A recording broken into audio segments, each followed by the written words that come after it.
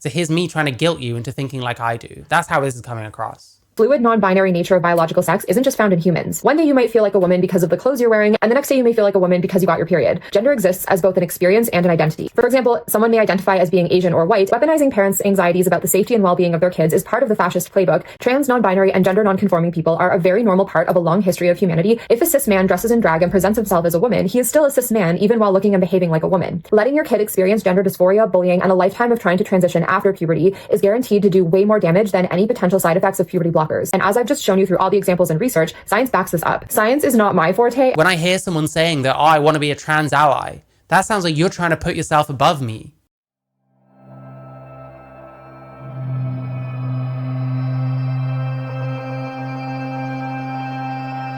I love you, Mary. Someone I've watched before getting upset about Trump winning. Got Meghan Sandor. What science says about being trans and why it's important. And then here's what we've got. An explanation of the science behind being trans and what it tells us about how sex and gender are experienced in the brain and body. Organizations, the Transgender Law Center. Don't know anything about this. The Trans Murder Monitoring Project. Don't know much about that either. I can imagine. Creators. Art by Cats. No idea who this is. ContraPoints, do know who this is. Would say that she completely sucks, but this is actually one of the better ones. Scammy Dodger, I have a video up now about Scammy Dodger. What do you think I think about him? Jesus Christ. Jesse Gender, absolutely horrendous. Comes off extremely manipulative. Sam Collins, I tried to watch one thing of his and he seemed like he was on heavy drugs. Maybe I'll try and watch him again sometime. These people are all pretty terrible at what they do and shouldn't be held up as authorities on anything, quite frankly. Additional resources, transequality.org, Jesus. Trans-owned businesses. What sources, at least, that's something. But yeah, I don't know. As far as I know, this person's a lesbian. They might identify as something or other, but I don't recognize gender identity myself, so. Yeah, I haven't watched Jessie Gender in a short while, but the thing is, like, her videos are just terrible. Like, far worse than ContraPoints. You can think whatever you want about Trump, but it's crazy to think that he will snaps and do in his second term what he couldn't do in the first. Yeah, I mean, well, who knows what that's going to be? I guess we'll find out. We'll count the murders, but won't discuss why. Hey, maybe. I haven't looked at it. I didn't plan to. Anyway. Hello, YouTube. Thank you for clicking on this video, and shout out to Big Daddy Algorithm for pimping it out to you. My name is Megan, and welcome to my channel. Isn't classical music instant red flag? Girls just want to have fundamental human rights. Wow, you seem fun. I'd love to go for a drink with you. Not. Hi everyone. I hope you've all had a safe and healthy holiday season, even if it hasn't necessarily been the happiest for everyone. The holidays can be a tough time in our community, so just wanted to acknowledge that it's not always super pleasant for all of us, but I hope. Really looks like someone like got her with a padlock. I'm sorry. Like, this looks like someone put that on you and you can't get it off. That whatever you did do, you stayed safe and happy and healthy, and that you were able to spend it with people that you care about. Before I jump into today's topic, since I've been absent for quite a while, I have a few life updates. If you're not interested though and you want to skip straight into the topic, just jump ahead to the timestamp on the screen. 254, okay, there we go. Topic, I'd like to note that the script for this video was read and vetted by a trans woman who I'm very close to, but Okay, read and vetted by a trans person. Does that mean that it's going to be more informative, more accurate? Or does it mean that someone even more so too close to this than you has read it and that's probably not going to help whatsoever? You know what I mean? Who doesn't feel comfortable being fully out yet. I'd like to thank her for taking the time to read through it and for just being an amazing human being who I am privileged to know. I'm dedicating this to her and to trans people everywhere, especially those whose lives were tragically cut short by violence prompted by ignorance and misinformation. In their honor, I will be— Which you can totally prove when someone's life was cut short specifically because of misinformation, etc. Like, come on, why are we doing this? Why are we talking like this? donating all of the revenue from my channel during the month of January to the Transgender Law Center, which is the biggest American to their website. So I'm sorry. We said skip to this timestamp. We're not talking about the thing yet. Like, come on. Why? Why waste my time like this? if you'd like to make a donation, you're donate. If that's you, that will go towards the donation. A couple of months ago, on November 20th, was Trans Day of Remembrance, which is a chance for the community to come together and remember the trans folk who have died as a result of violence or mental health struggles or not having access to gender-affirming care. Any of which you can really prove at all whatsoever. I wanted to be able to have this video up and ready by then, but as I said in the intro, I unfortunately got sick and wasn't able to film it in time. But better late than never. And since this is such an important yet still weirdly divisive issue, I wanted to get this out there. Yeah, she says divisive, not divisive. Just as a warning, if you're a bit of a grammar Nazi and that kind of tends to hit you wrong.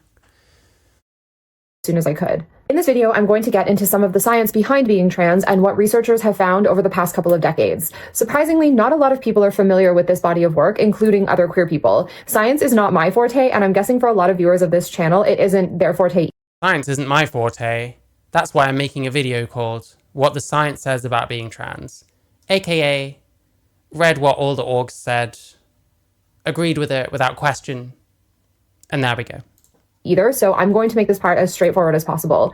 After that, I'm going to use this science to debunk some of the common myths and scare tactics that are used to demonize trans people, and then we're going to talk about why all of this matters so much right now. So buckle in and let's get to it. The actual science behind being trans. The thing about science is that it's hard to communicate. What we think we know about how the world works and how things like sex and gender work is always changing because we're constantly learning new things and having to update our knowledge, assumptions, and best practices. Has our knowledge of how sex works really changed that much? Or has it just been confounded an awful lot recently? I think there's a huge difference myself. On top of that, the internet combined with a lack of education about critical thinking skills has resulted in a lot of misinformation and distrust of science and of academic institutions in general. And honestly, academics... That's a bizarre conclusion to come to. Like, do you seriously not know better than this? Why are you making this video, quite honestly, already? Knowledge, assumptions, and best practices. On top of that, the internet combined with a lack of education about critical thinking skills has resulted in a lot of misinformation and there's misinformation because people don't have critical thinking skills or haven't learned them. Like what? I guess she's going to expand, but like, Jesus Christ, this isn't a good start. You have to understand this. Distrust of science and of academic institutions in general. And honestly, academics themselves... As if people can't mistrust these orgs for any good reason or something. You know what I mean? When... I don't know, read the WPATH files and tell me that you still 100% trust that organization that is clearly, to some extent, still experimenting on people to try and get this stuff right because it's not going very well. Aren't doing much to alleviate this problem. Not because they're not interested in communicating their research and findings to the general public, most academics absolutely are, but because it can... Of that, the internet combined with a lack of education about critical thinking, academics themselves aren't doing much to alleviate this problem. Not because they're not interested in communicating their research and findings to the... I mean, Joanna Olson Kennedy's case, that literally is the problem. She's not willing to show her research now because of politics. General public, most academics absolutely are, but because it can be really difficult to distill these ideas into easily digestible sound bites that the general public can actually consume. Attention spans are... Well, it's not like we haven't had enough time.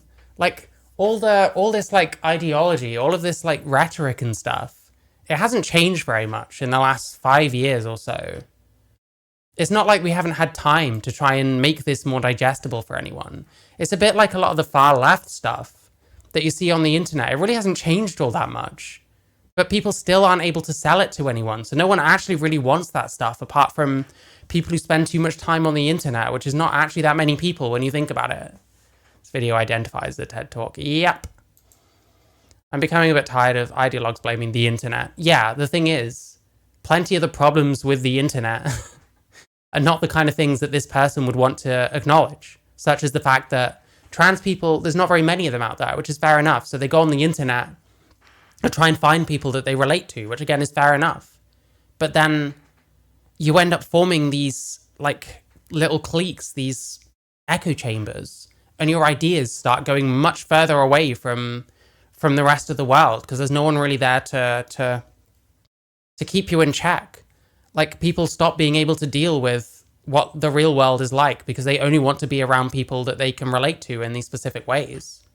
It causes a lot of problems that honestly affect trans people quite badly, but in ways that people like this never want to acknowledge, you know? So it's I'm guessing this is an extremely like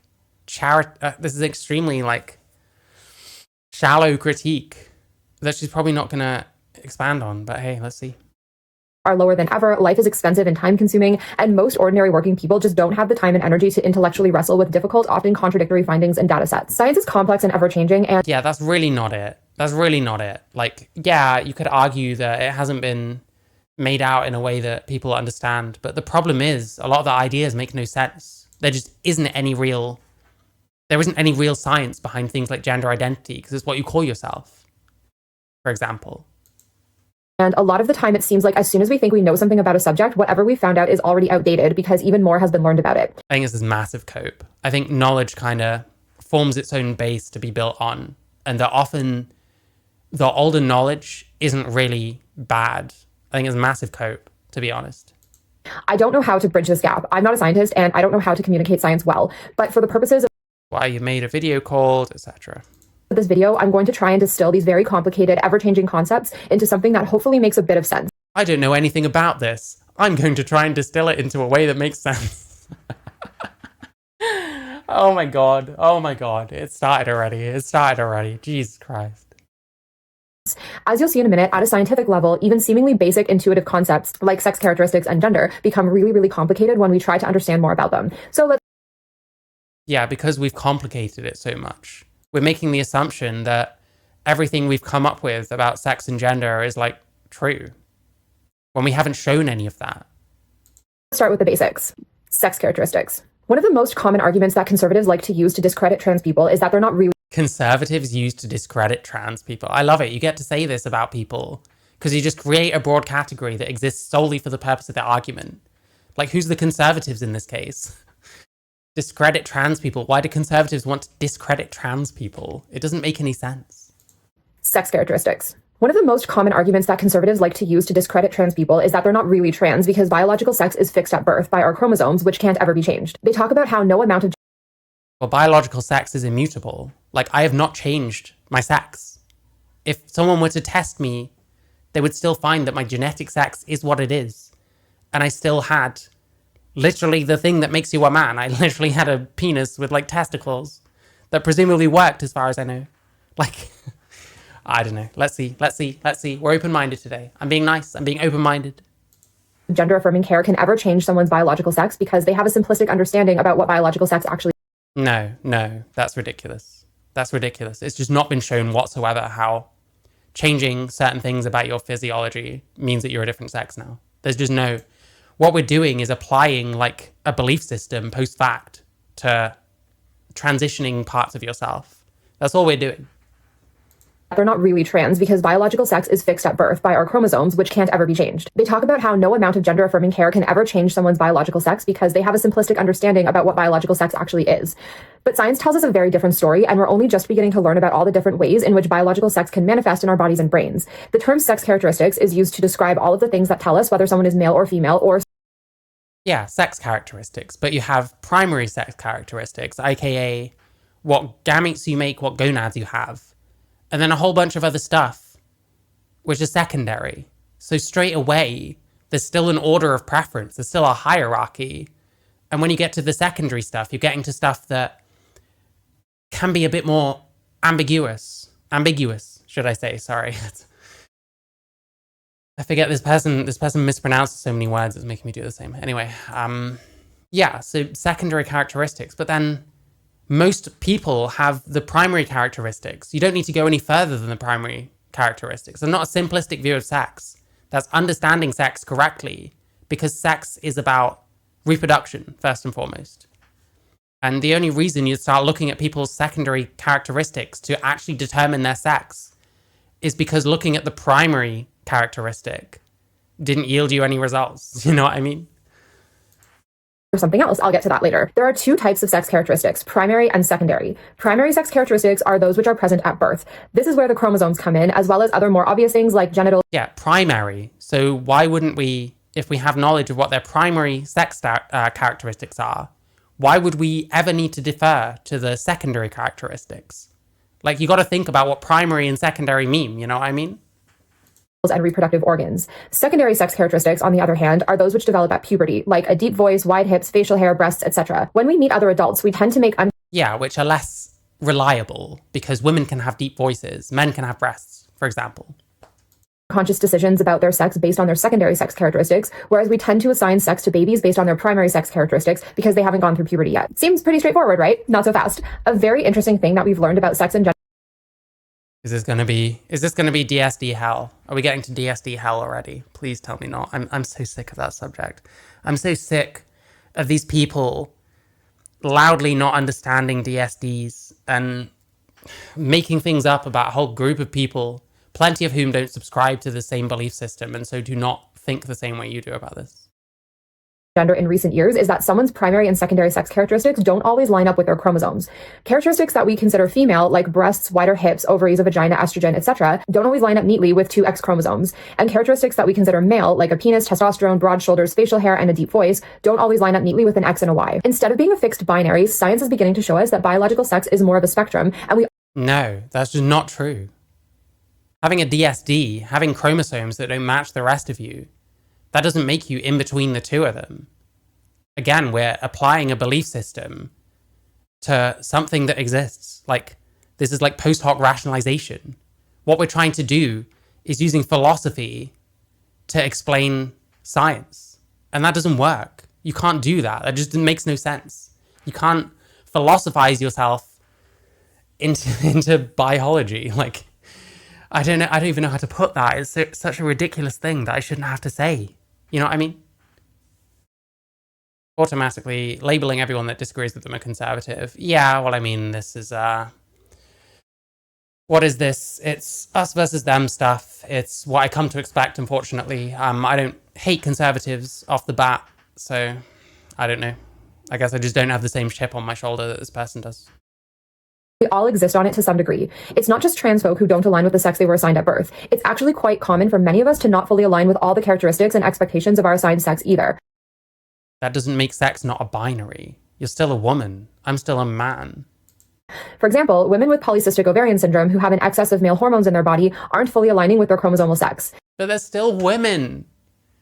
Polycystic ovarian. The clue's in the name. The clue is in the name. PCOS. Polycystic ovarian syndrome. Let me just make sure that's correct. Yes. Polycystic ovarian syndrome.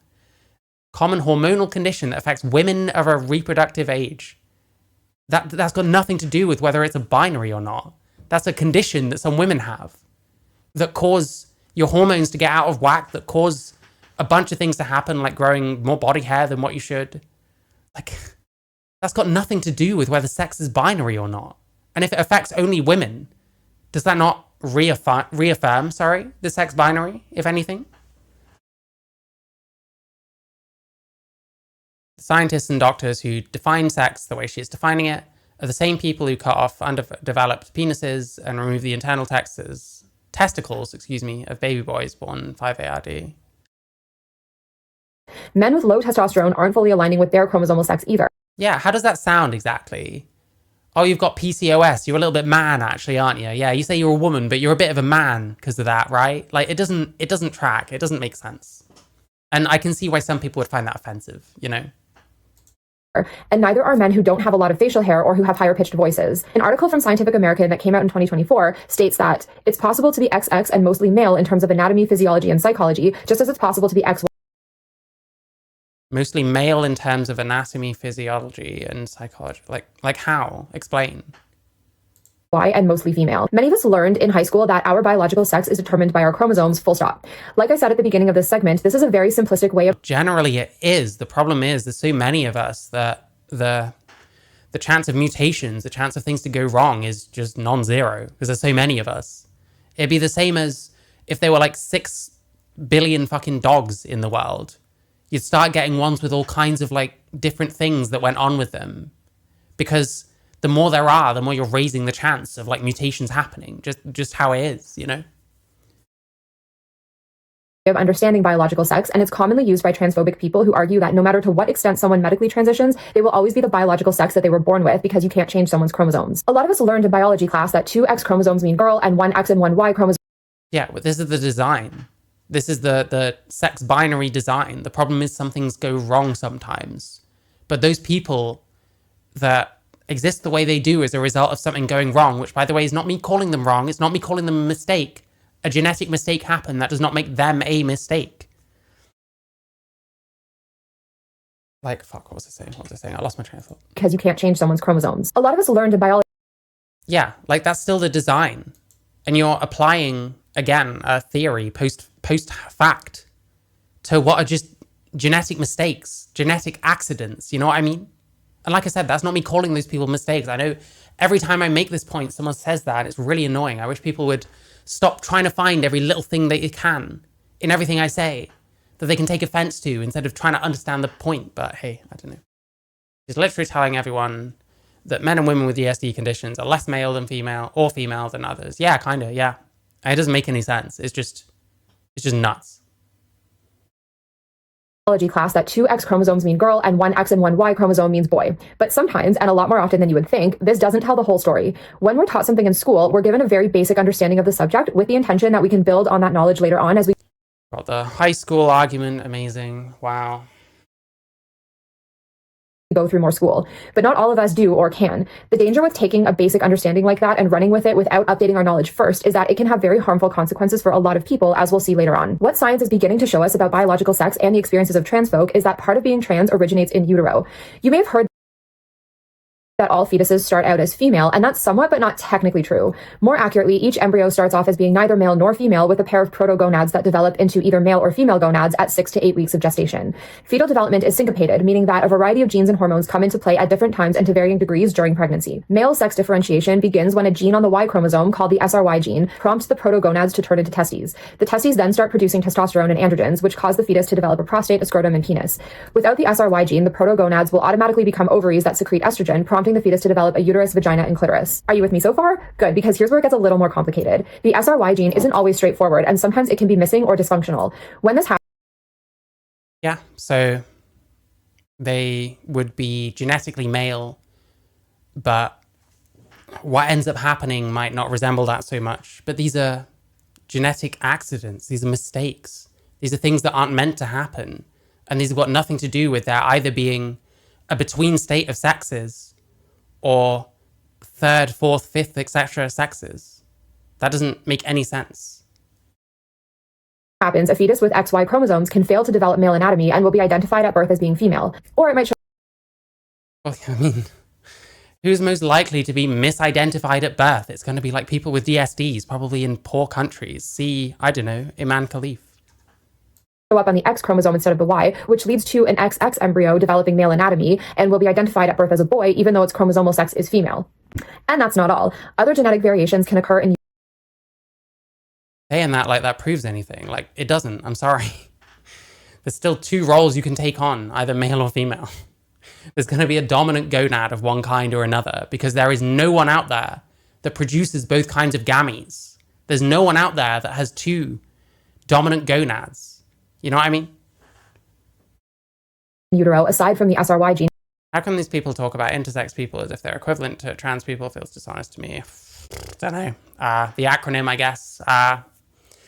This obsession with force teaming everything that's not straight cis het because we've decided they're the bad people or something. I'm not sure. I'm trying to understand, but this isn't going well so far. Malfunctioning. There's a condition called complete androgen insensitivity syndrome, which is when the cells of an embryo with XY chromosomes respond minimally, if at all, to the signals of male hormones. When this happens, the Yeah, so they should have developed male, but they didn't because of an issue, because of probably a genetic mistake or anomaly or something like that. That doesn't mean that there's an in-between state of sexes.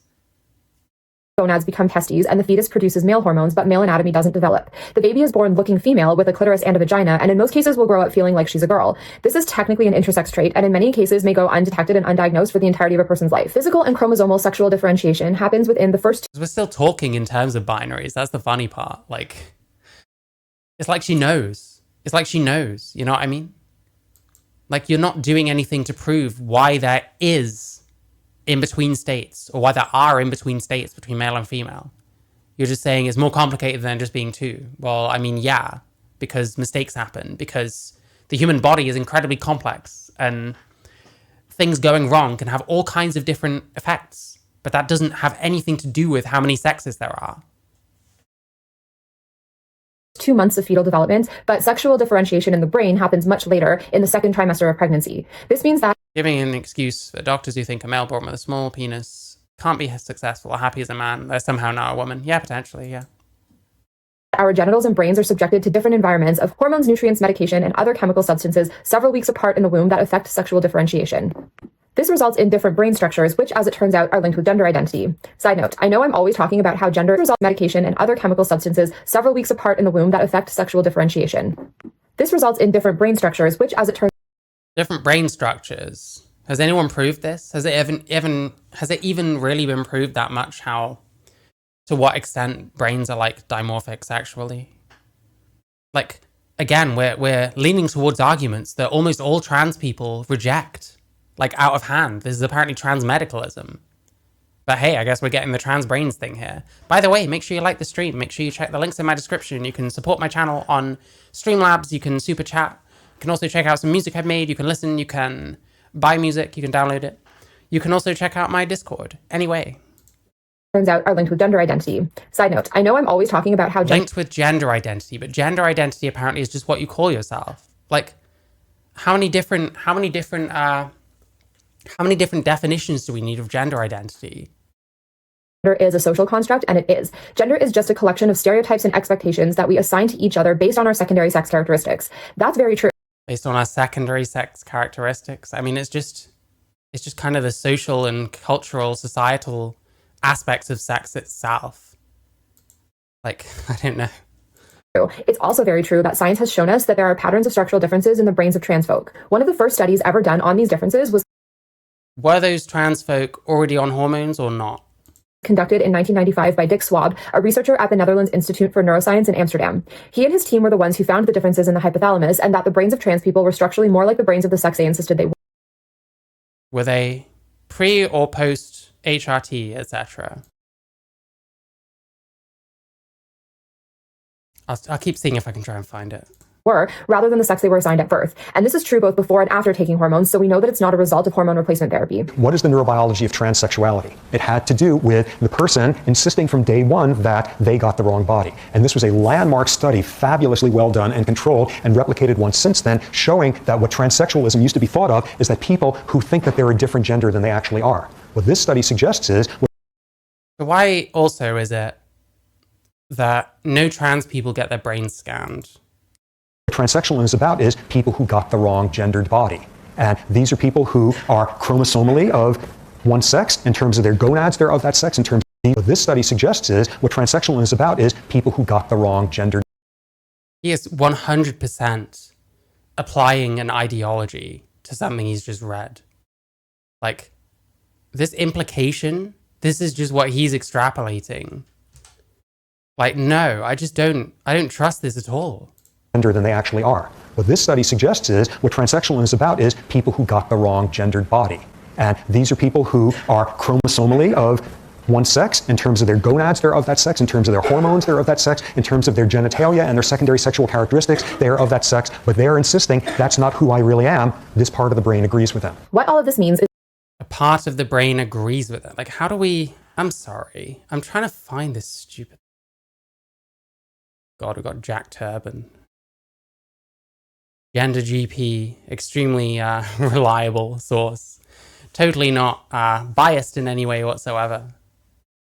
Is it this one?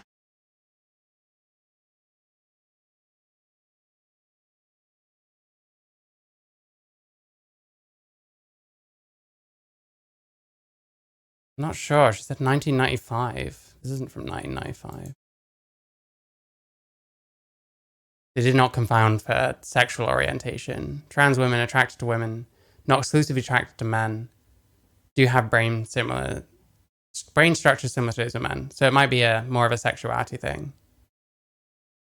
This dude has a good speech about schizophrenia. I'm sure he does. I'm not very impressed by his speech about this, though. Is that trans women typically have brains that look like the brains of cis women, and trans men have brains that look more like those of cis men. Like, I'm trying to confirm whether this has anything to do with, like, HRT, you know what I mean? Like, how do we know? How do we know that this isn't just about HRT changing the way that your brain goes? Sapolsky. Oh, is that his name? I don't know. People seem very divided on him, but then, hey, I don't know. that's quite normal here.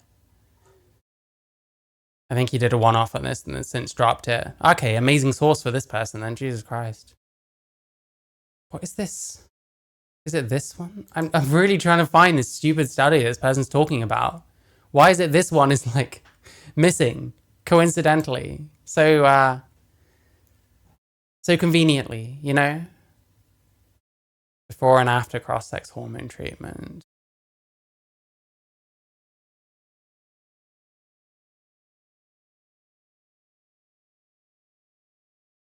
Differ from both heterosexual males and females. So some of them would have been presumably homosexuals. I think I see what you mean here. Said it was pre-HRT. Okay. Well, I can't even find it. I don't know. I mean, if that's something that we just know, and I've known since 1995 or whenever she said the study was, why wasn't my brain scanned? Why is no one's brain scanned?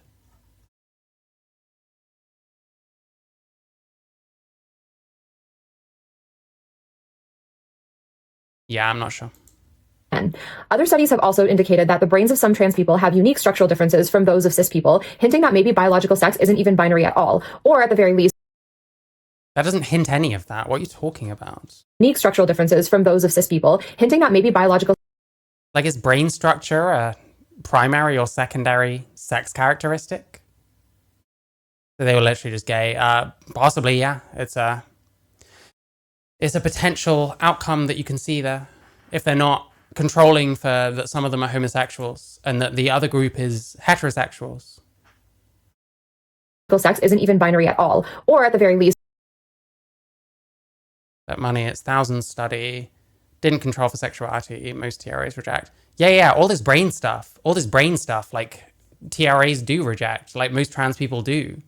And like, in terms of like the more ideological kinds of trans people, they don't want there to be any kind of firm like explanation that you can look at. Like, they don't want it to be that you can scan someone's brain and say, that person's trans, that person's trans, that person's not trans. Because then someone's saying that they're trans and being found to not be trans, that's going to cause a problem because they want it to be a choice. They want it to be about what you identify as. They want like agency, I guess, which I don't know how you can have agency over your own identity because then you're just making up what you are. And that leaves the attack helicopter arguments like wide open. Like, come one, come all. You're all valid, I guess. It's a lot more nuanced and complicated than we think. Swab and his team found that, just like cis women do, trans women have fewer cells associated with the regulator hormone somatostatin, which is responsible for regulating several bodily functions, specifically those associated with the GI tract. This initial study gave rise to a whole new field of research on sex and gender that we're continuing to build on. One of the studies that built on Swab's work was conducted by scientists.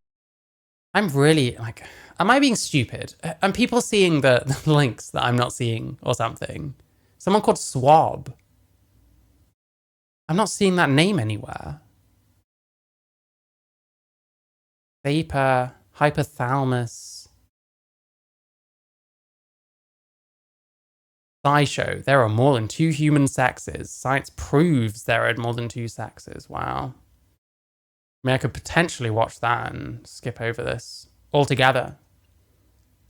But here's the thing. This person's going to claim that all of this unknowledge that people have, that people don't have, means that trans people get like attacked and beaten and killed and stuff, which is concerning, quite frankly. It's a really, really weird way of doing things. Like blaming murders on like misinformation. Like, I think it's more likely to be a very particular kind of misinformation, that usually coming from the trans person to someone else that expects to see something when they get undressed and then there's something else. Which, hey, does not mean that you deserve to be murdered. Absolutely not. But it's something that happens. And if we're being honest, we would frame it that way instead of pushing all of this stuff. Okay, so this is the best I can do is a Guardian article from over 10 years ago. Nice. brain different. Celebrity is sneered at for its theories on brain development differing between men and women. Yeah, all of this is very like, there's not really a consensus on this. And professional violinists, blah, blah, blah, blah, blah.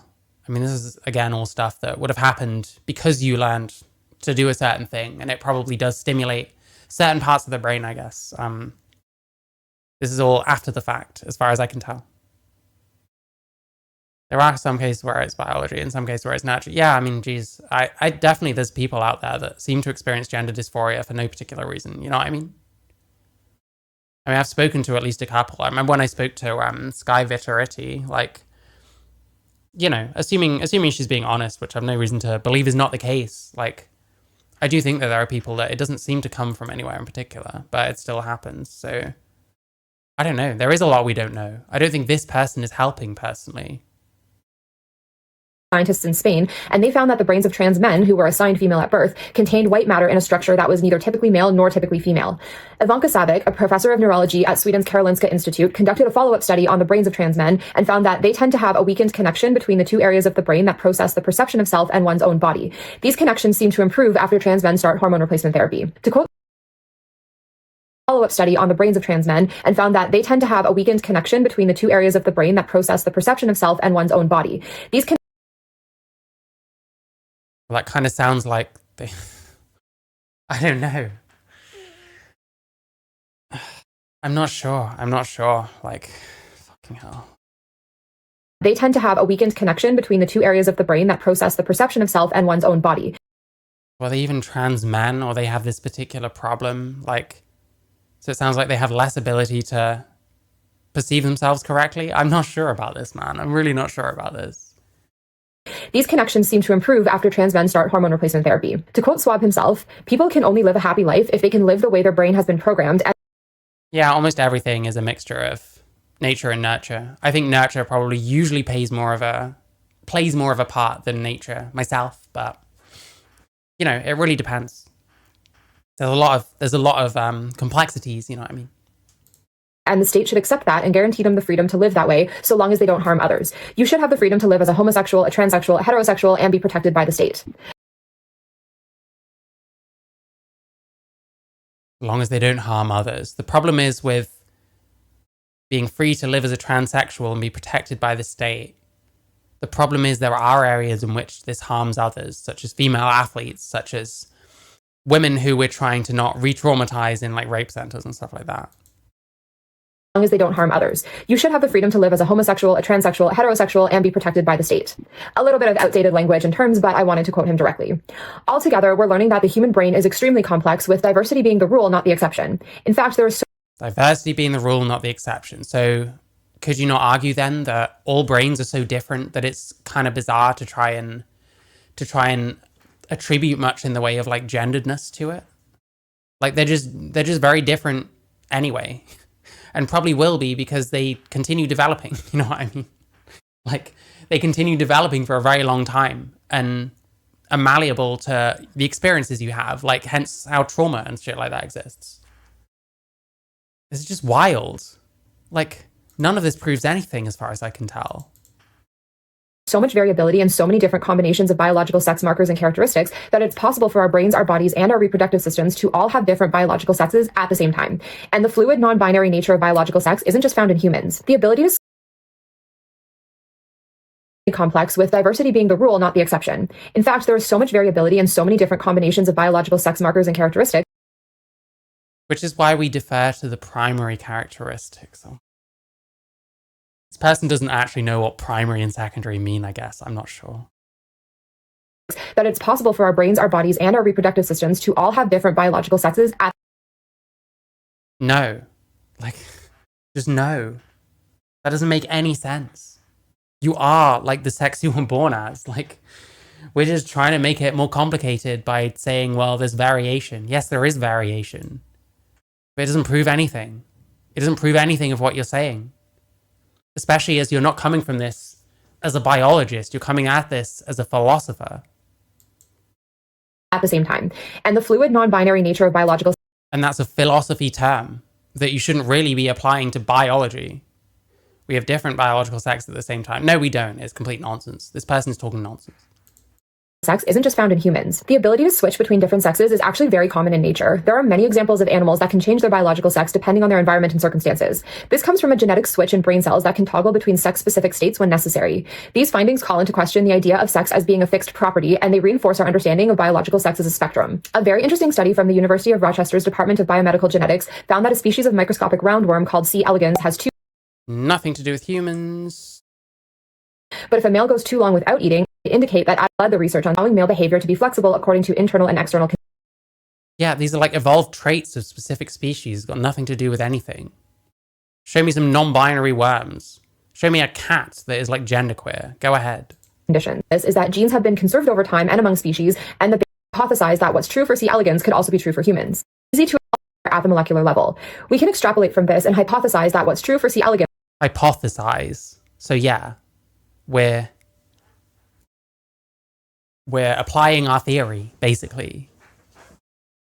We can hypothesize, yeah, but we're talking about worms, not humans. Like, different species have all kinds of different, like, evolutionary traits. Like, whatever the fuck goes on with, like, chickens and stuff, and clownfish. That's got nothing to do with humans, though. Those are different species that evolved due to their conditions. You know what I mean? Because they need to survive. You know, it doesn't make any sense. We evolved the way that we did, and part of our evolution is that we have two sexes as per mammals, and that a male impregnates a female. And rather than as birds or insects or whatever, I don't know about insects actually, I won't say that. But like rather than as birds, we lay eggs externally and watch over them. It grows internally instead. The female still lays the egg. The female still produces the egg that's fertilized inside of them. You know what I mean? Yeah, she literally said it. We can hypothesize. Well, yeah, you can, but you're really just applying your philosophy post-fact again. And to something that isn't philosophical, it's biological. Could also be true for humans. All of this scientific evidence adds nuance to the idea that Oh, hi, this person is called Meghan Sandor. I've watched her once before and it was complaining about Trump. Yeah, now we're saying what the science says about being trans. Nice. And the reason it's so important is because later on, we're going to go on a manipulation fest of talking about people that got murdered. In this person's words, because of misinformation, which you cannot prove for shit, but hey. biological sex is fixed by our chromosomes and can't ever be changed. It's easy to assume this if you haven't read the latest research, and why would you unless it's directly relevant to your life? Most of us go about our days without ever giving a thought to our sex or gender unless we happen to be trans and it's a source of discomfort and dysphoria, or if you happen to be close to a trans person and want to be a good ally. Conservatives tend to leave that biological sex is fixed by our chromosomes and can't ever be changed. It's easy to assume this if you haven't read the latest research, and why would you unless it's directly relevant to your life? Most of us go about our days without ever giving a thought to our sex or gender unless we happen to be trans and it's a source of discomfort and dysphoria, or if you happen to be close to a trans person and want to be a good ally. Here's a hint. Every single one of you, stop thinking about whether you're a good ally or not. If you want to be there for a trans person, just be their fucking friend. Don't think about being an ally to them. They don't need allies. They need friends. They just need people. Like, humans are just social creatures. I don't know about anyone else. When I hear someone saying that, oh, I want to be a trans ally, that sounds like you're trying to put yourself above me. I don't want fucking allies. I just want people to be my friend, I guess. I don't know. I want to be able to talk about my shit and talk about the way I feel about this stuff, bearing in mind I am, in fact, a trans person, without people getting upset. You know what I mean? And that's the kind of thing that you should be doing. Like, if you want to be a good friend to a trans person, any trans person, we don't need allies. Fuck allies. Destroy the concept. It's the only way at this point. Conservatives tend to lean heavily into the idea that genitals and chromosomes are determined by There we go. More generalizing about conservatives. How nice. our biological sex and can't ever be changed. But does it really It's so easy to make these statements about nebulous groups of people that you never have to actually properly define. Like, what would this person say if I was to say, well, what's a conservative to you? You know what I mean? You call yourself an ally, it makes me think you use other people as props. Yep. Trans people are not people to feel sorry for. Trans people are just people.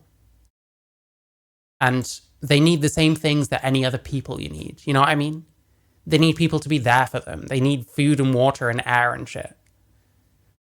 It's not complicated. And these people seem to want everything to be as complicated as possible. And it's not helping anyone. You're not helping trans people by doing this. You're not going to affect the murder rate of trans people by putting this stuff out. You're doing nothing. You're doing the square root of jack shit. Like, are people getting murdered because of misinformation? Maybe you could find the odd case where it can be proven, but for the most part, we seem like we're just mashing together two concepts where you can explain a bunch of pretty bunk science, to be honest, that's heavily ideologized, if that's a word, it is now. And then marrying that with the whole trans people are getting killed and I've decided here's why. So here's me trying to guilt you into thinking like I do. That's how this is coming across. It makes sense to give DNA and body parts primacy over the sentient conscious brains that are experiencing sex and gender differently if someone experiences their sex and gender as being different from the one that they were assigned at How do you experience your sex and gender as anything? birth. They're expressing that their brains and bodies don't align, and as I've just shown you through all But you never know if your brain and body aligns or not. None of us know whether our brains align with our bodies, because the brain aligning with the body is a pretty alien concept, honestly, which makes it sound like you think that trans people have different species brains in there for some reason, which is not possible. Like, fuck me. Let's hear that again. its primacy over the sentient conscious brains that are experiencing sex and gender differently. If someone experiences their sex and gender as being Brains that are experiencing as if it's like unconscious, but then gender identity is just what you call yourself, is what you think of yourself. So you can just call yourself anything. Like, there's no security in that category whatsoever. So how can it mean anything? different from the one that they were assigned at birth, they're expressing that their brains And that's what I mean. Like, none of us know whether that's actually the case of us. It's something that we can theorize for sure, but it's something we don't know. No one's brain is scanned. I don't know if they're starting to do it anywhere. Mine certainly wasn't. And if it was, it probably wouldn't. I mean, nowadays, how many years has it been of like taking HRT?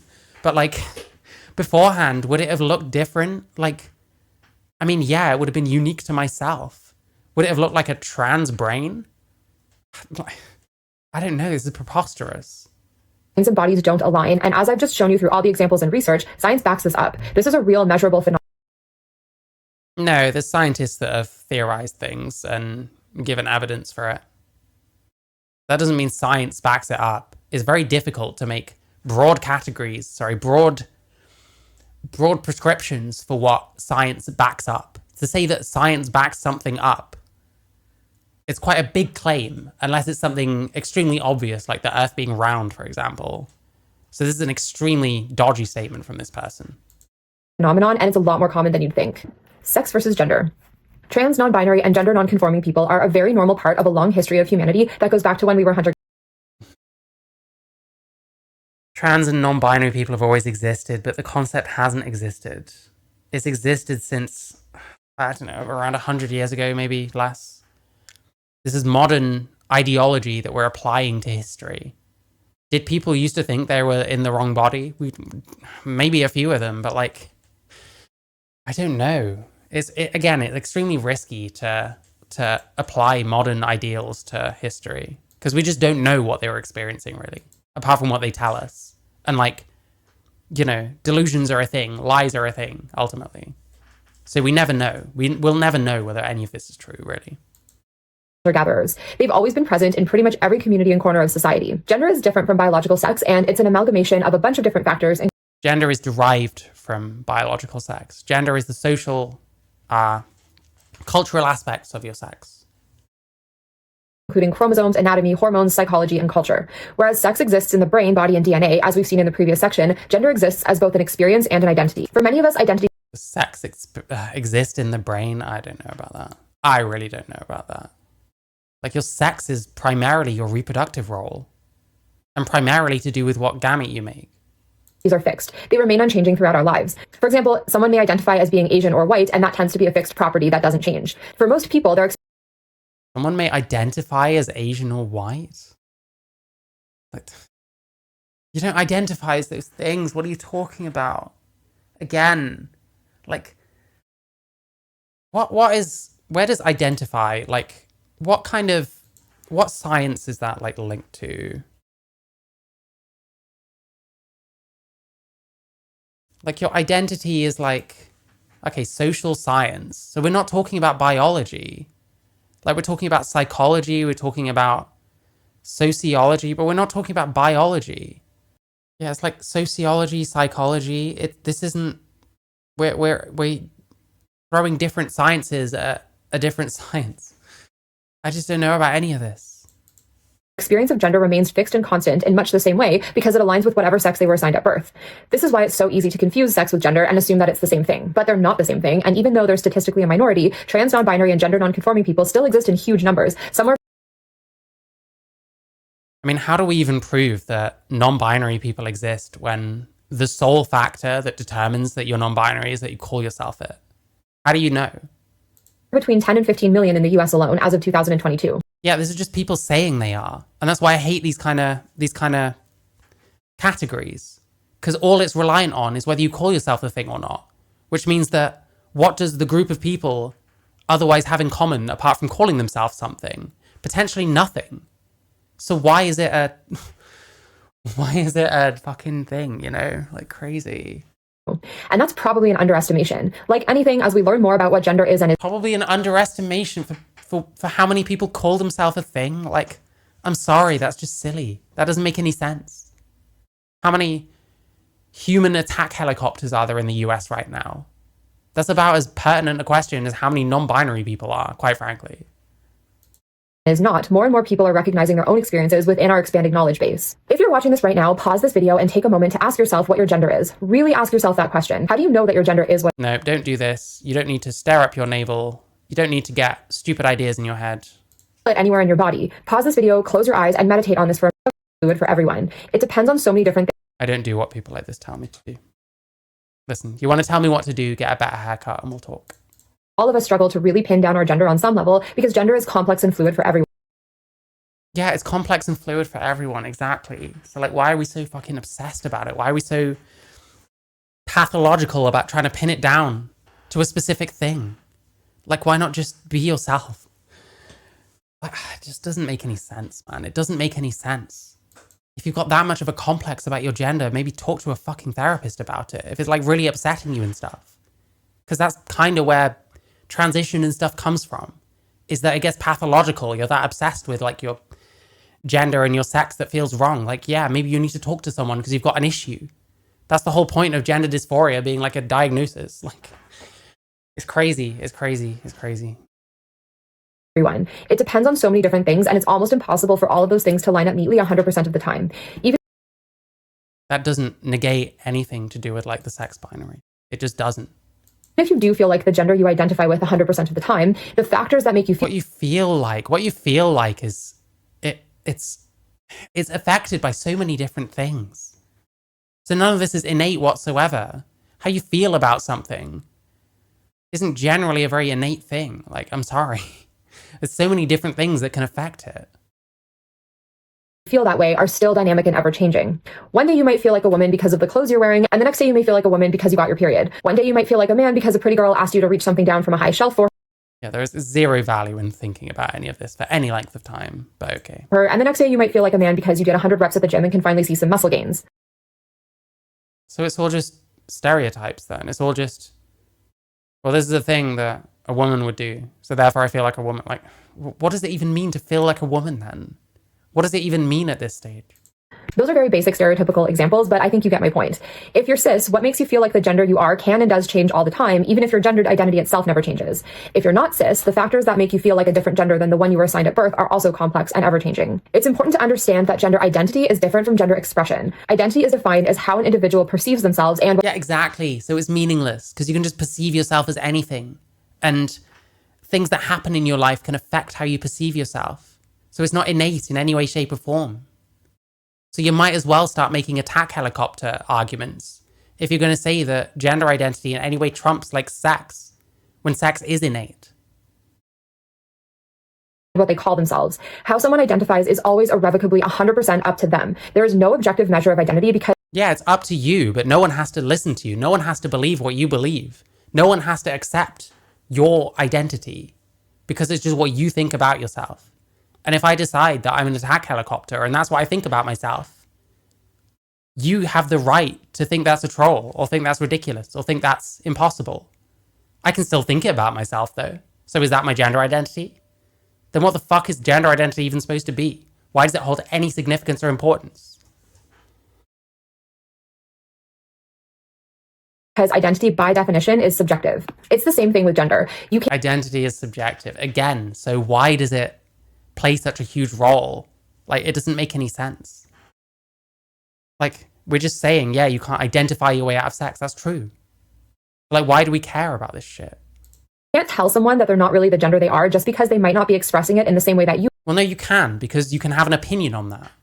would, or in a way that you expect them to. That would be like telling someone who loves cilantro that they're wrong about it tasting good because to you, No, it wouldn't. Oh my god, that's so fucking stupid.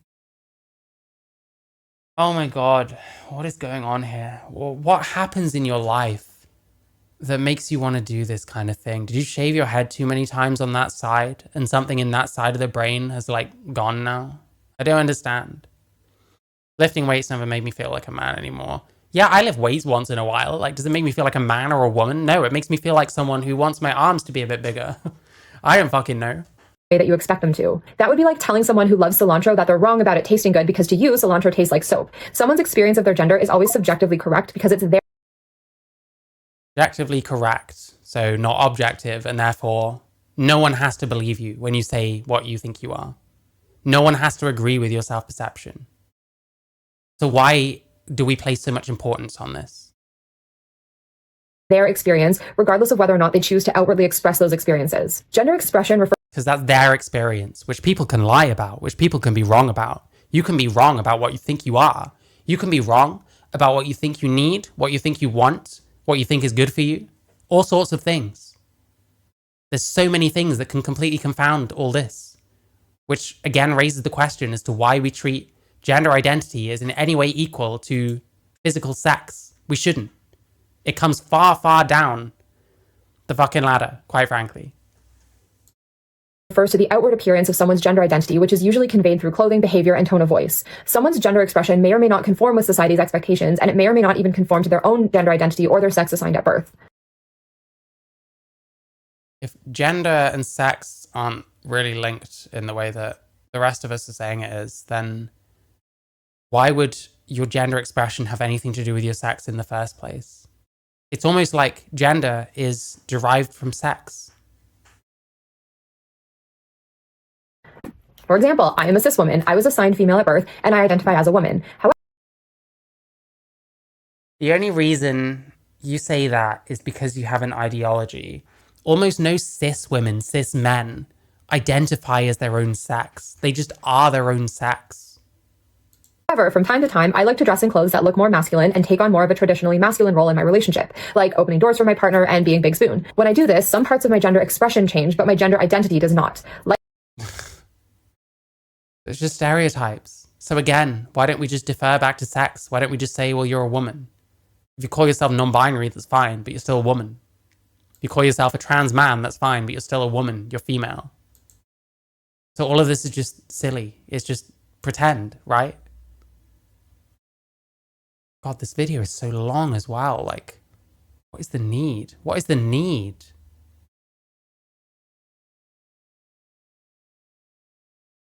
Like many queer women, my gender expression is a bit more fluid, even if my gender identity Queer woman. In what way are you queer? What does queer mean to you? If I were to take away the word queer, would you be the same person? Would there be something missing of you now? I don't know. is fixed. Even when I'm looking or behaving in more masculine ways, I still feel like a woman and still experience myself as being a Yeah, that's another thing. Like, if you're in a lesbian relationship, there is no male, so the stereotypical male role is going to be taken up by the woman sometimes. It's a bit like a single parent. Like, we can have stereotypical ideas of what men and women should do when they're parents. But if you're a single mother, you're going to be taking on some of those stereotypically male roles. That doesn't change your sex. It shouldn't really change your gender, but I don't know. We're invested in making gender as confusing as possible for some reason. So, hey. a woman. Drag queens are another example of how gender expression and gender identity can be different. Seems to have major discomfort plainly being considered a woman. Yeah, I don't know. Well, Listen, what is queer if not? Look at me, I'm special, I'm special. No, I'm different from everyone else, you guys, even though I look the same as everyone else that thinks the same as me. Even though all of my queer female friends also have this haircut and do whatever this is with their eyebrows for some reason, and have padlocks in their ears, and have shelves full of toys, you know? Different. If a cis man dresses in drag and presents himself as a woman, he is still a cis man even while looking and behaving like a woman. On the other hand, let's take the example of someone who was assigned Looking and behaving like a woman. What does a woman behave like? That's a good one. I'd love to know the answer to that question. another example of how gender expression and gender identity can be different. If a cis man dresses in drag and presents himself Yeah, this is all like deliberate actions. So why are we over intellectualizing it with all this like gender expression, gender identity stuff? It's a man putting on clothes deliberately to come across like the other sex. It's just an action, like, oh my god. I'm supposed to be being chill. I'm trying to be nice. I'm trying to be as nice as I can. But like, come on. himself as a woman, he is still a cis man even while looking and behaving like a woman. On the other hand, Looking and behaving like a woman. What? Because he puts some clothes on and prances around. This actually is quite sexist.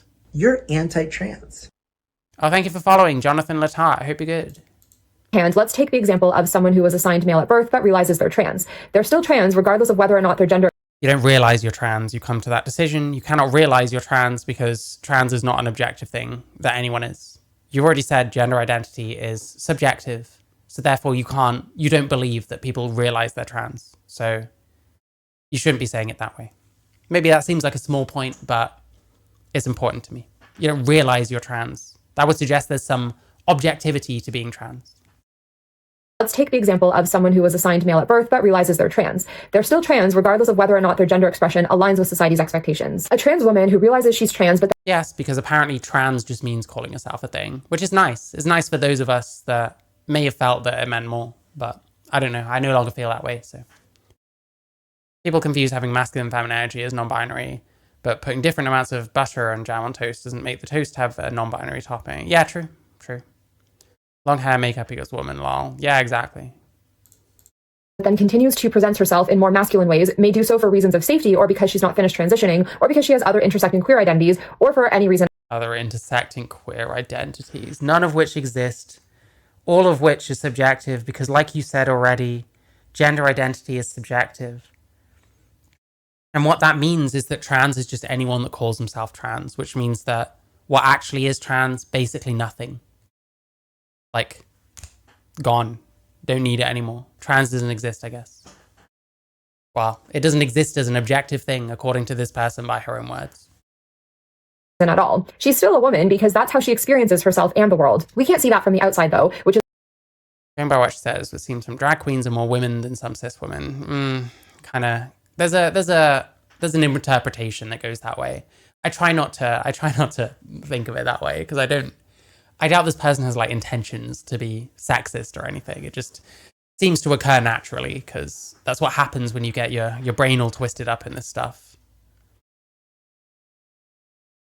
which is why we're always saying that you can't assume someone's gender just by looking at them. We simply don't know how someone Well, why would you care to assume someone's gender? Like, you see what their sex is. You might get their sex wrong because they might present themselves a certain way. Is it the end of the world? Why is it the end of the world to assume someone's gender? identifies until and unless we ask them, because it's possible for someone's gender expression to be different from their gender identity. To further complicate things, the culture we grow up in That's got nothing to do with, like, who cares if someone assumes someone's identity? Like, who gives a fuck? When it's that like subjective, when it's that subject to other people's perceptions, because part of gender is other people's perception of you. It's interesting how she's made no reference to that other than to say that identities are subjective. It's interesting. saying that you can't assume someone's gender just by looking at them. We simply don't know how someone identifies until and unless we ask them, because it's possible for someone's gender Yeah, because who cares how someone identifies?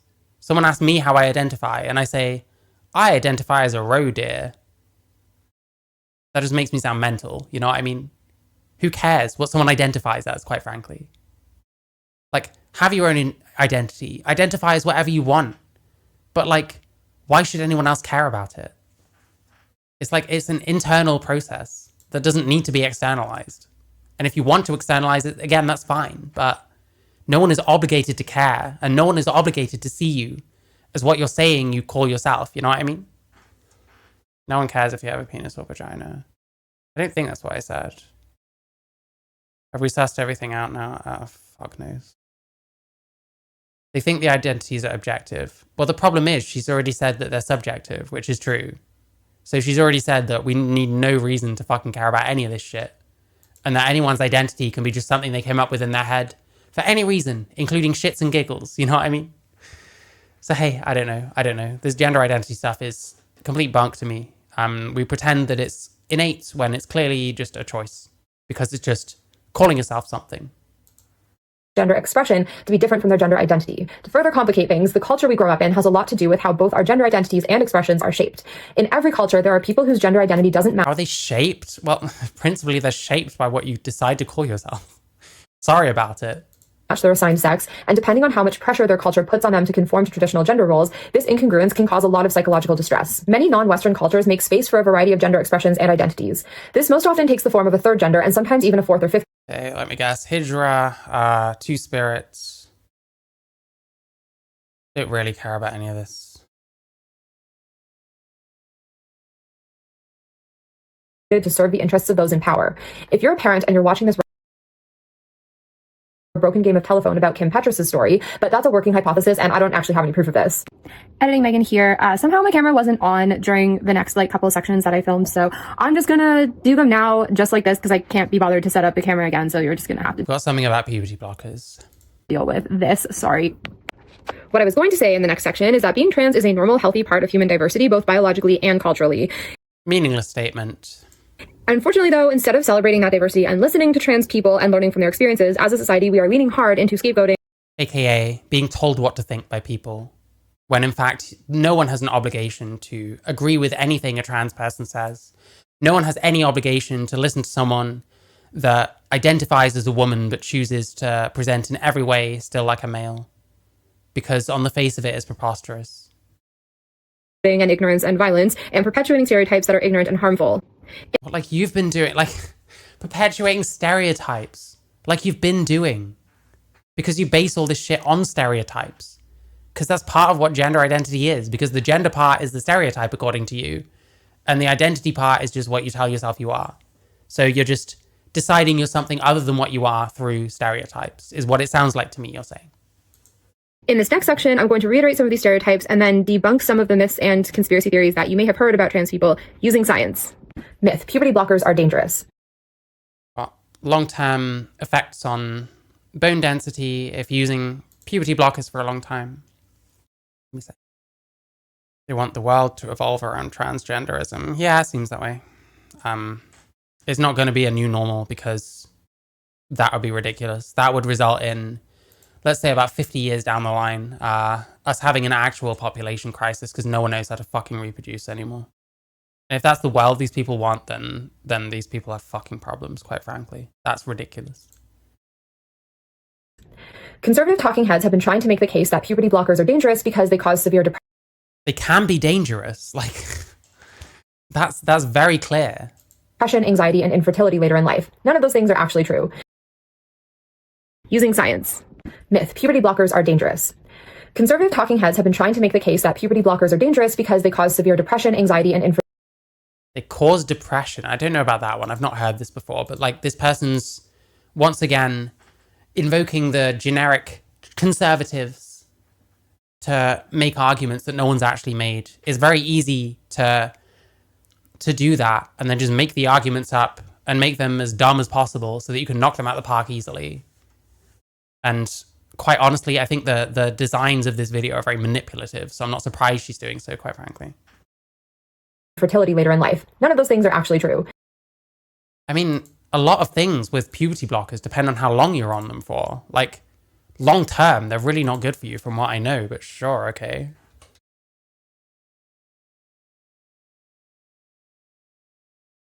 And the other thing is, she might be conflating arguments because when we come to arguments about fertility and irreversibility, normally we're treating puberty blockers as part of the process. The whole process being the issue, you know what I mean? fertility concerns, gender GP. I do not trust that outlet. I'm very sorry.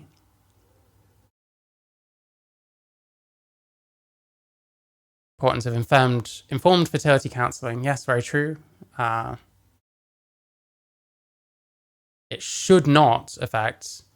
Yeah, so they always cause infertility. Well, I don't know if that's actually true. I don't know if you just take puberty blockers for whatever reason and then come off them with nothing else. I don't know if you would necessarily become infertile. If people are making that argument, usually the argument they're making is that overwhelmingly trans people that take puberty blockers will go on to things that will make you infertile. But let's see what she's saying. Weaponizing parents' anxieties about the safety and well-being of their kids is part of the fascist playbook because fear is a powerful Meaningless. We're manipulating people. We're not talking about science. Can we talk about science, please? emotion that can be manipulated to serve the interests of the Literally projecting fucking hell. As soon as I say it. Like, shut the fuck up about fascism and tell us why these things aren't true. Ridiculous. I actually spend the first half of our video repeating, I don't understand science and say that puberty blockers are totes fine. Read a few sources that conform with her worldview, I guess. That's all you got to do. Read something that seems like it's coming from a reputable source. And then there you go. Amazing. those in power. If you're a parent and you're watching this right now and you're afraid that your kid might be trans and that they might ask you for puberty blockers one day, then you'll definitely want to listen to this because I'm going to try to alleviate some of that fear for you. Truth. Puberty blockers are safe. Safe and effective. What do those words even mean? How can you state something being safe and effective as a universal truth? Do you mean in general? Do you mean every single time? And effective. Originally developed as a treatment for precocious puberty, a condition where That isn't even true. Weren't they, was it like prostate cancer or something? What was it they were first made for? I don't know how I'd find this out. It's so annoying.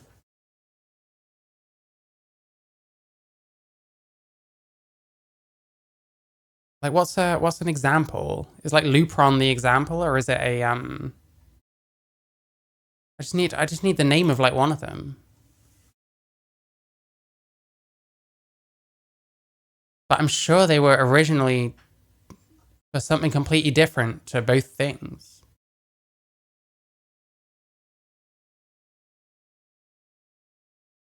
I mean, this is a gov.org. Oh no, healthmedia.blov.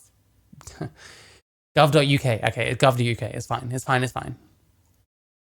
Like Jazz said, it's a mess down there. Yep. Puberty blocker is a type of medication called gonadotropin releasing hormone. For certain cancers. Yes. I fucking knew it. Fucking knew it. I knew it. I knew it. Okay, I haven't actually proved it here, but I really don't think they were first used for precocious puberty. our kids physically mature faster than is safe or that they're emotionally ready for. Puberty blockers are drugs that postpone puberty by suppressing the release of gonadotrophins that start the process of sexual maturation. Puberty blockers have been in use since the 1980s, and the side effects have been well studied and extensively documented over the past 40 years. Yep, so because they've been studied, we can make a massive boilerplate argument that they're safe and effective and say that's a truth, as if that's in any way a truth that you can know, which is not. Many of these studies are longitudinal, meaning that kids who went on puberty blockers back in the 80s when they were new were then followed up with later in life by doctors looking to document any potential long-term side effects. Can we have examples? I know you've linked stuff, but can we have examples showing which links refer to which? Oh, what is the point? Why do these people do this? Oh, look at me, I'm one of the good ones. I put sources, but then like, what is this, bro? Listen, I will defend Essence of Thought, of all people. She puts little numbers up, and then it corresponds to something. So you at least know what corresponds to what. This is just a vomit of links, and mostly not links. Because I can't click on almost any of them. For some reason, she only made like a handful of them clickable. Jesus Christ. Anyway. They found none. Results from these studies have shown repeatedly 40 years. Many of these studies are longitudinal, meaning that kids who went on puberty blockers back in the 80s when they were new were then followed up with later in life by doctors looking to document any potential long-term side effects. They found none. Do we trust her? I don't know that I do trust this at all. I mean, this person seems to have had some long-term side effects. Cut down puberty in young girls, commonly used off-label to help short kids grow taller. Comes with few warnings about long-term side effects. It's just interesting that this has happened if they found none, you know what I mean? Very odd. Very, very odd, you know what I mean? Terry Paulson versus Abbott Laboratories. Someone else. Seems like long-term stuff. I think they might have. I think the company might have won this one by the look of other links that were below. Oh, the best way to send me studies is on Discord or Twitter if you don't have Discord.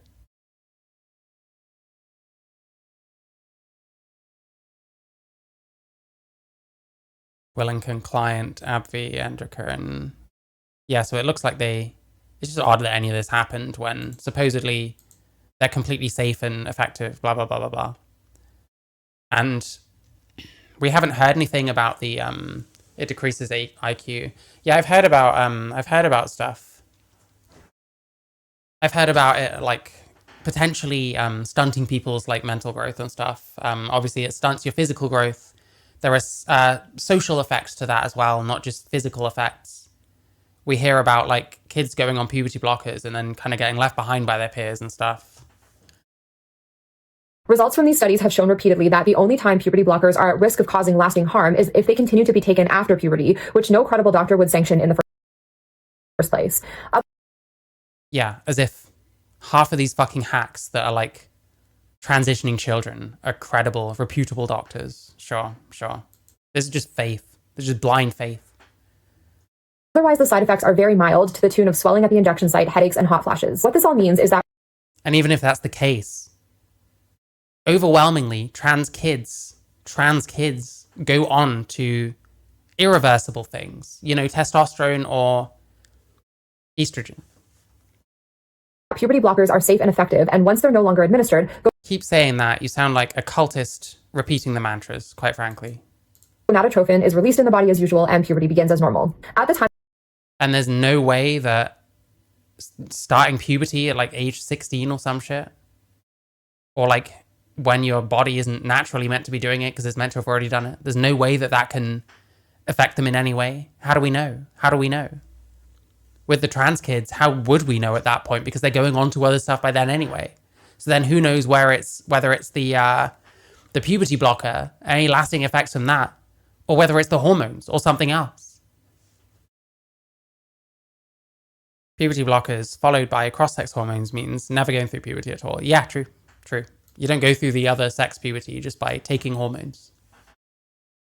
Bone density is the biggest of many issues. Bad joints and spine, also brain swelling. Causes the same thing as a DSD, yeah, more or less. Like every like puberty blocker case I've seen, like male to female, like they still look like children to me. Time of filming this video, there are 4 different puberty blockers currently in use. Number 1, Lupron, which is a monthly or once every 3 months intramuscular injection of Leuprolide. Fensolvi, another form of Leuprolide that's injected under the skin once every 6 months. Triptodor, a form of triptorelin, which is given as an injection every 6 months. And Suprelin, which is an annual surgical implant. Although gender-affirming care is supported by all the major medical associations in the US... All the major medical organizations in the US. It's interesting, by the way. Often these sort of queer anti-capitalist types, they're always shitting on the American healthcare system. They're always shitting on, like, big pharma and, like, the kind of crazy profits that people turn on, like, drugs and, like, insulin and stuff like that. But then when it comes to stuff like this, suddenly they're the biggest shills on the planet. It's weird. It's really strange. And this also makes this a very America-centric argument, because somewhere like the UK, all the major medical organizations do not really support this. Hence what's been going on in my country, you know. Conservatives are manufacturing a lot of hysteria right now, especially around... Baseless claim. ...around giving trans kids surgeries and hormones. In most places, these levels of gender-affirming care actually only happen after careful... We didn't even mention surgeries. What are you trying to get at? ...care is supported by all the major medical associations in the US. Conservatives are manufacturing a lot of hysteria right now, especially around giving trans kids surgeries and hormones. and we're just going to carry on to the next thing. Like, we're not actually touching on anything that anyone says. This is what I mean. You can just make up a group and say, these people think the bad thing. And you're not doing or saying anything by that because you're making up other people's arguments for you. Why not try and steel man the arguments? Why not try and find the actual good arguments? That's what I've been trying to do with trans stuff, but it turns out we have barely any good arguments. So I don't know. In most places, these levels of gender-affirming care actually only happen after careful consultation with doctors and care teams, and they require formal psychological Careful consultation, aka make sure you trans your kid or else they'll kill themselves. assessment by a mental health professional to determine the severity of gender dysphoria before someone can even see. Yep, all of which have a financial incentive to pass through as many people as possible. And interestingly, almost everyone that goes in there seems to get treated. I've seen testimony from one surgeon who his line was, what was it? Some kid like hallucinating in the consultancy room and decided maybe I shouldn't trans this particular one, but everyone else, let's keep going, let's keep going, let's keep going. A gender-affirming physician. There's also a lot of waiting involved in between each step of the process because in many places there are long wait lists for specialists who provide gender-affirming care. If you do have a trans kid, they're already suffering from depression and anxiety, among other things. Like everything else. Are they? How do you know? How do you know? What was it? That Clementine Breen? Joanna Olson Kennedy herself, no less, telling her parents that she was like suicidal and depressed and stuff when she wasn't. Like that's by her own like testimony. But we ignore testimony when it's like people that haven't had the favorable outcomes, which is gross. When it comes to medical interventions, you have to weigh out the risks and benefits, and nothing is 100% free of side effects or the. Yeah, I'm glad we've got a very much non-scientist telling us all this. How nice, how nice. Please keep telling people what they should do and how they should think. Potential for complications. However, letting your kid experience gender dysphoria, bullying, and a lifetime of trying to transition after puberty is guaranteed to do way more damage than any. Guarantee. Jesus fucking Christ. I need to stop watching this soon because this is disgusting. This is manipulation. This person, by their own admission, doesn't know fuck all about science. This person, by their own admission, acknowledges that gender identity is subjective, not objective. And this video is like, it just seems like a manipulation piece. We're going to get onto things about Brianna Jai, which is, it's questionable as to whether that was like a hate crime or whatever. Like it's a murder, yeah, it's fucking bad. Stop using phony science to justify transphobia. Like, here's the slant, here's the manipulation. Think what I do, because otherwise you're going to have a bad effect on trans people. Someone who was killed.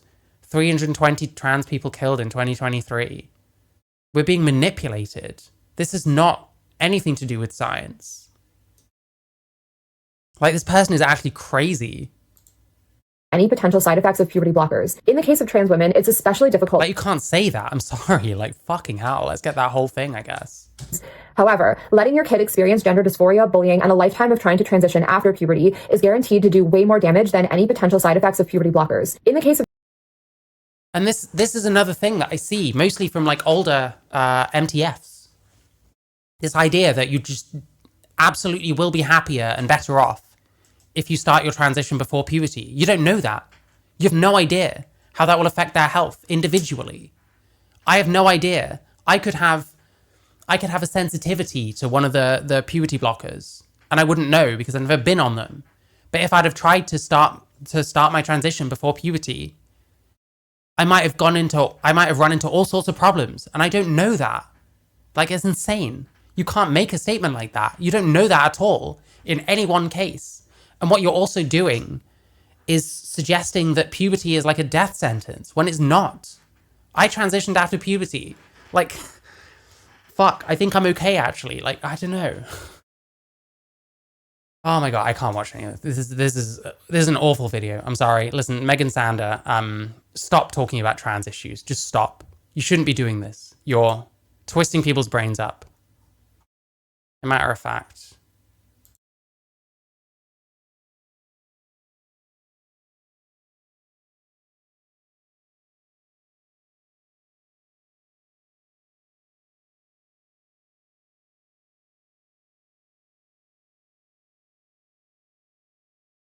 There we go. Please stop talking about trans issues. That's my message to you, Meghan Sandor. There we go. Goodbye.